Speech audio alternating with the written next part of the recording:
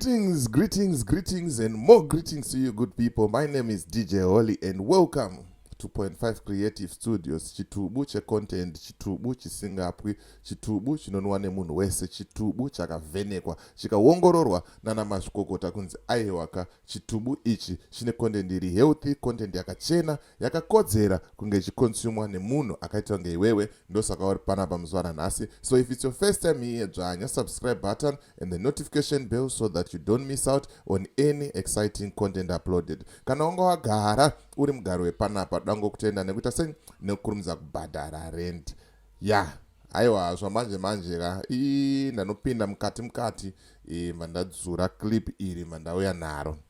Hanzi hurumende haina kana chinhu 1 chayakaita chakanaka. Handizoziva kuti chokwadi here kana kuti kunyeba mawani.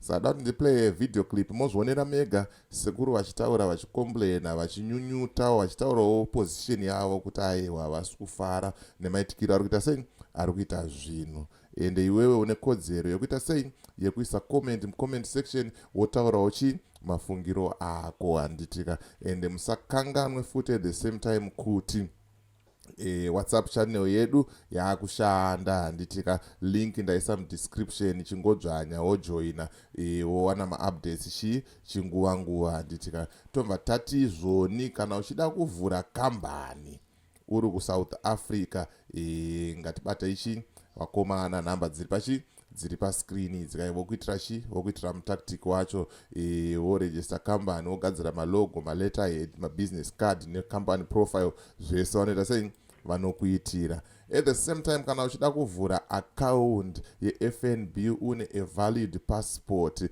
bata Maikoro handitika. Maikoro ndiye munhu wacho ari kuita sei ari kufambira nyaya idzodzi. Namba dzake ndidzo idzo dziri kubuda pasi apa handitika. Ndo vanhu vacho vari kuita zvinhu zvamanje handitika. Saka tisingatambise nguva yenyu nenguva yangu, regai tipinde muvideo clip muzvionere mega, muzvinzwire mega kule vachitaura kuti haini nhangu ndikanzi nditike zvakanzi zvakaitwa nemusangano panogona kana kutoshayikwa kana 1. Handizoziva kuti iwo ukanzi utike zvakaitwa nemusangano pane chinowanika here.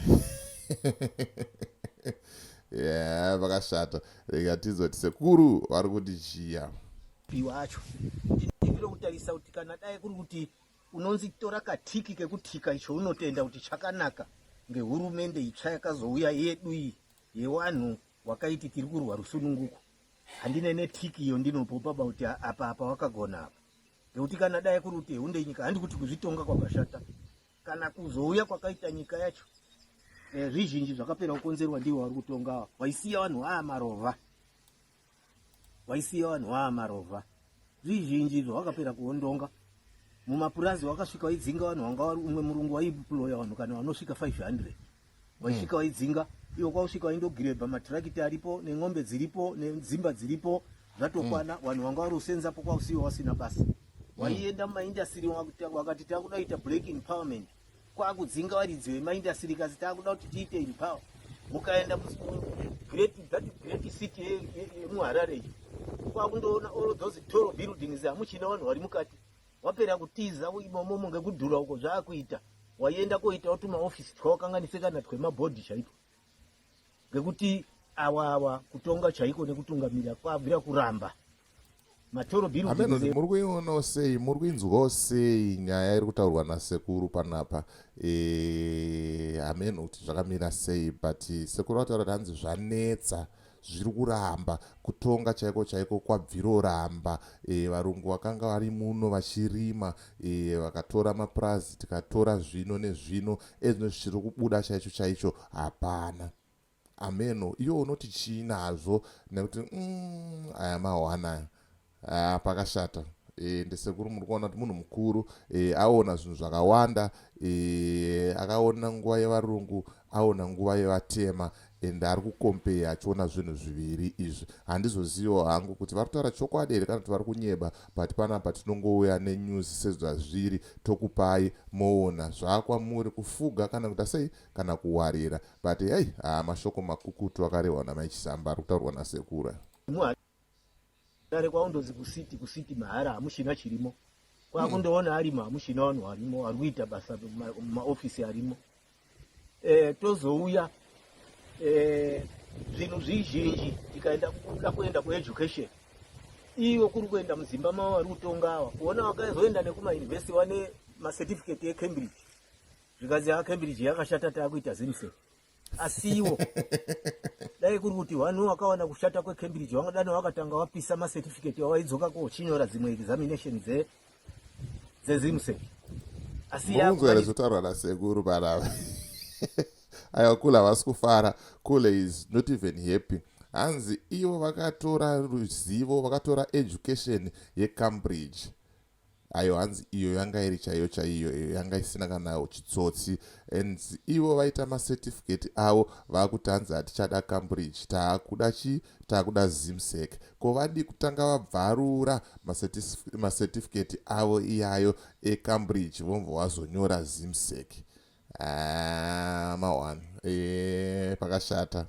Aiwa sekuru vanga vachitoda and vanga vasingaita mafanisi and vari serious and vari kuratidza kuti vakabatikana is very emotional about zvinhu zvavari kuita sei zvavari kutaura. Amenoti iwo unoti chii nazvo isa comment mucomment section.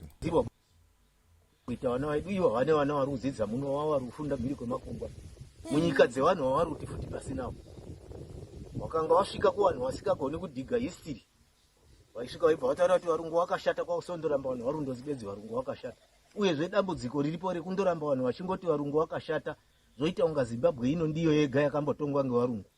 Nyika zhinji dzakambotongwa ngemaBritish asi apo vakapiwa nyika dzavo vakatanga kuumba upenyu ukama hutsva.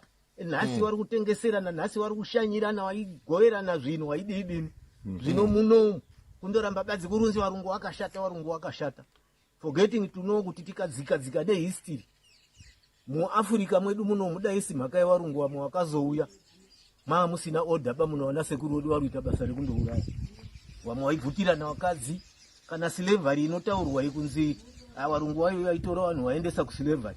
Hapana varungu vakasvika vaitenha vanhu pamusha pavo kuti kamani simuka itiende kunze kwemadzishe akanga aripo those days ndivo vaibata vanhu mostly vanhu vakanga vari mudzimba dzenherera neshirikadzi ndivo vaitorwa vaenda kotengeswa as slaves.